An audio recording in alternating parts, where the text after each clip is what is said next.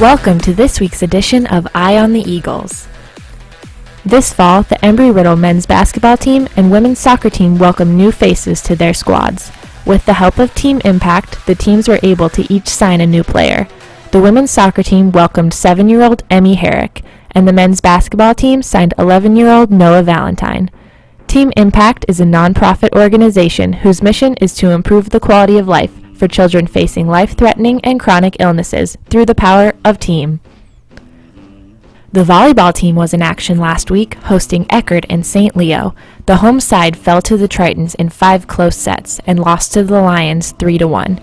Caitlin Ballard had a career-high 40 digs against the Tritons on Friday night, while Tamiris Ferreira registered a combined 76 assists, 45 digs, and 14 kills in the 2 matches.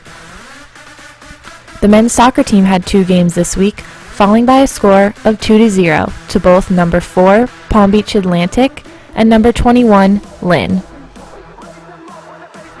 The women's soccer team faced the same sides, defeating PBA 2-1 on Wednesday and Lynn 2-0 on Saturday. Against the Sailfish, Guro Nasberge ripped a shot towards the net that was saved, but the rebound fell to her sister Stina, who buried it for the Eagles' first score of the night. Guro was able to add a second goal for the blue and gold later in the match as she put away a loose ball following a corner kick. On Saturday versus Lynn, the Eagles notched their 10th victory of the season.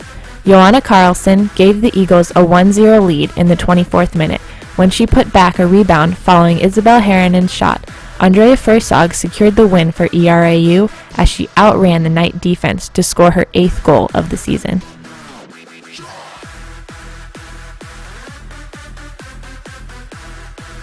The men's and women's cross-country teams competed in their final race of the season at the Sand Shark Invitational on Saturday.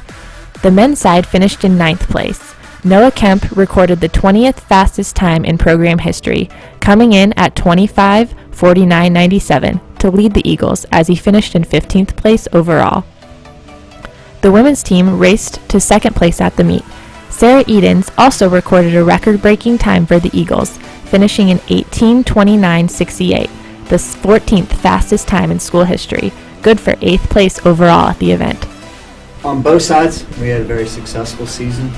On the men's side, obviously, we redshirted probably 3 of our top 5, probably lost 1 of our other top 6 to an injury. So results-wise, we weren't extremely thrilled with how we finished in a lot of our races. Team score-wise and things like that, it's not kind of where we're used to being. We're used to being up at one of the top spots in every meet.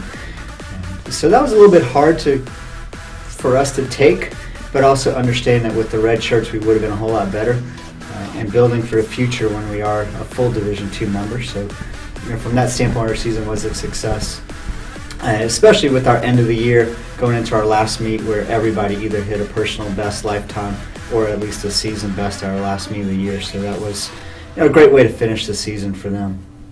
On the women's side, we had an excellent season, probably one of our better seasons yet, and that showed this last weekend where we finished somewhere between the number 11 and number 20 team in the country. NAI, which is about the highest finish we ever had, was around 15th. So I think we would have been right there with a very young team. In our top 6, we have 3 freshmen, 1 sophomore, and 2 juniors. So a very impressive season for them and a great building ground and foundation for where we're going in Division II. It would have been exciting to go another 4 weeks and kind of see what we really have and where we could have been at a regional and national meet, either at the NAIA level or Division II level. Either way, I think we would have had a successful end of the season and, looking forward to where we are in 3 years when we get that chance, or 2 years when we get that chance. Following their final race of the season, Sarah Edens and Noah Kemp have been named Student Athletes of the Week.